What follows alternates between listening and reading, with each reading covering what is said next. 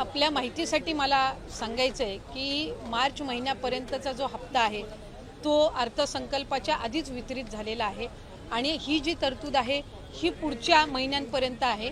डिसेंबर महिन्यांमध्ये ज्या वेळेला ही जी केलेली तरतूद आहे या पलीकडे जर आपल्याला लाभासाठी तरतूद करावी लागली तर डिसेंबरच्या अधिवेशनामध्ये ती निश्चितपणाने करण्यात येईल। 36,000 कोटींची तरतूद जी आहे पहिले वर्षाचे 3 महिन्याची तरतूद ही आधीच उपलब्ध करून दिलेली आहे। आता राहिले तुमचे 9 महिने आणि मग त्याच्यानंतर डिसेंबरच्या अधिवेशनामध्ये जर पुढच्या 3 महिन्यासाठी लागली तर त्या पद्धतीने ती पुरवणी मागण्यांमध्ये केली जात असते। त्यामुळे या योजनेला यशस्वीरित्या राबवण्यासाठी जी काही तरतुदीची गरज आहे दर महिन्याच्या लाभाकरिता ती या अर्थसंकल्पामध्ये झालेली आहे। स्क्रुटिनी सुरू झाल्यापासून आतापर्यंत